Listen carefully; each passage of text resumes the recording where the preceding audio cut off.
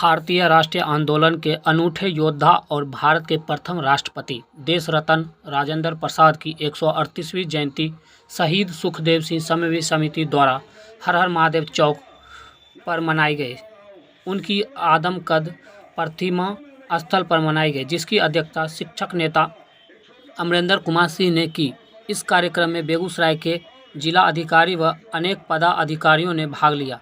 अध्यक्षीय संबोधन में शिक्षक नेता अमरेंद्र कुमार सिंह ने कहा कि जयंती और पुण्यतिथि मनाने का अर्थ है हम उन महापुरुषों को याद करते हैं जो भारत के स्वतंत्रता संग्राम में या जो देश के आज़ादी में शहीद हुए। उनका जयंती और स्मृति उनके सद्गुणों को हर कक्षा के बच्चों के पाठ्य पुस्तक में रखा जाए। ऐसे महान पुरुषों को मेरा सत सत नमन। और इस अवसर पर मैं डॉक्टर राजेंद्र प्रसाद को सत सत बार नमन करता हूं और उन्हें अपने श्रद्धा के फूल अर्पित करता हूं। हमारे बीच में आए हुए हैं चितरंजन बाबू, आए हुए हैं डॉक्टर अशोक यादव जी, आए हुए हैं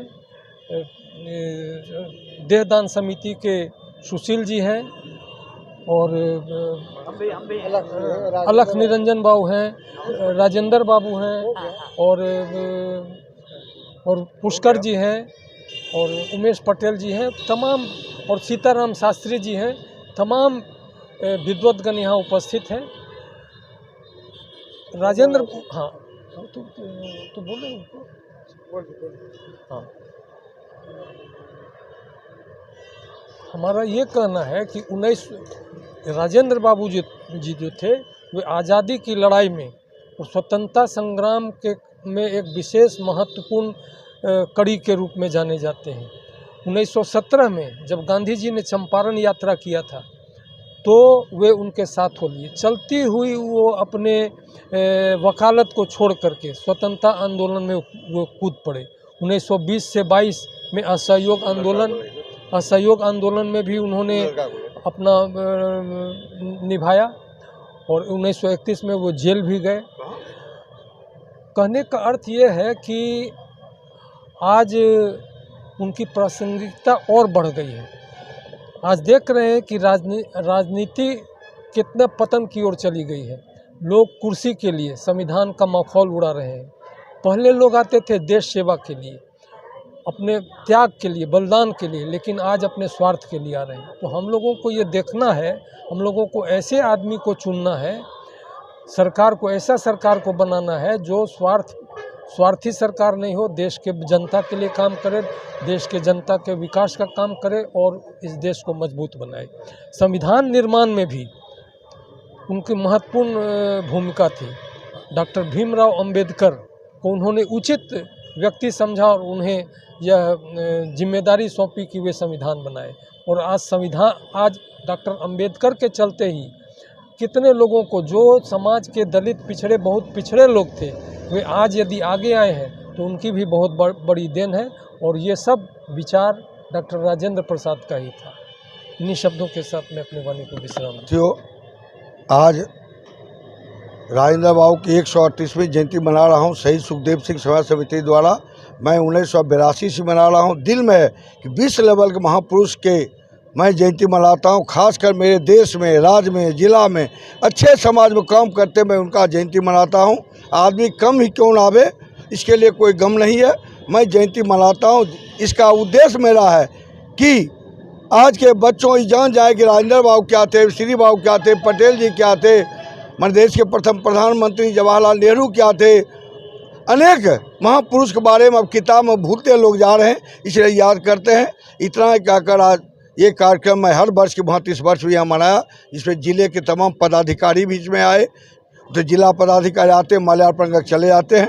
और हमारे भी चितरंजन बाबू, आलोक बाबू, अनेक अशोक जी, अनेक गणमान्य व्यक्ति आए, सर्वेश बाबू आए, तमाम आदमी इसमें आए। मैं इतना ही कहकर मैं अपना विचार समाप्त करता हूँ। धन्यवाद। आज प्रथम राष्ट्रपति डॉक्टर राजेंद्र प्रसाद की 138वीं जयंती के अवसर पर हम आप सबका स्वागत करते हैं। मित्रों, मैं एक ही बात कहता हूँ कि आज और प्रासंगिकता उनकी बढ़ गई है। आज जो देश के हालात है, मैं उसके विस्तार में जाना नहीं चाहता। आज जो राजनीति की दशा और दिशा है उसके बदलने की ज़रूरत है। मित्रों, जिस बात के लिए आज़ादी मिली थी आज भी हम समझते हैं, मेरे जैसा आदमी समझता है कि अब वह आज़ादी पूर्ण रूप से नहीं मिली है। इसलिए मित्रों, आज जो लोग जाते हैं देश सेवा के भाव से कम लोग जाते हैं। अब आश्चर्य होगा हमारे बच्चों को जानकर कि राजेंद्र बाबू जब अवकाश प्राप्त किए तो उनको घर नहीं था और सदाकत आश्रम में नहीं रहे थे।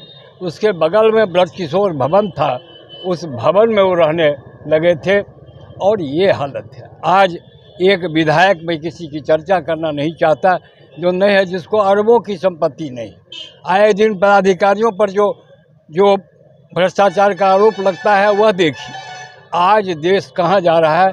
मैं आज भी सुबह हमारे यहाँ कुछ इंटेलेक्चुअल सुबह में आते हैं, मैंने कहा कि बहुत गलत ढंग से आज़ादी हमको मिल गई और हमको 10 बरस कोड़ा का शासन होना चाहिए था, तभी हम ठीक हो सकते थे। मेरा तो यह कहना है। इसलिए मित्रों, आज भी पूरी आज़ादी नहीं मिली है। संभवतः मैं तो पूरी आज़ादी नहीं देख पाऊँगा। हमारे नौजवान को प्रेरणा लेनी चाहिए कि कैसे पूर्ण आज़ादी आएगी, और पूर्ण आज़ादी के पीछे, उनके लंबे इतिहास के पीछे मैं नहीं जाऊंगा। लेकिन देश को आज़ाद करने का कभी ये मतलब नहीं था कि गरीब गरीब रह जाए, अमीर अमीर होता जाए, यह नहीं था।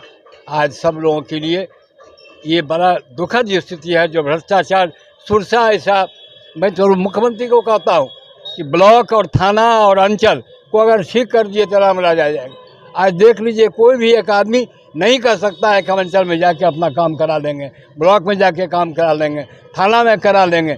यह स्थिति बन गई है मित्रों भ्रष्टाचार की। और भ्रष्टाचार के जनक के रूप में हम लोग हैं राजनीति करने वाले, और भ्रष्टाचार का मूल जड़ है राजनीति में जो गिरावट आई है। आज नौजवानों को प्रेरणा लेनी चाहिए राजेंद्र बाबू की 138वीं जयंती पर, तभी देश का कल्याण होगा। इन्हीं शब्दों के साथ मैं अपनी बात को विराम दूं। अच्छा,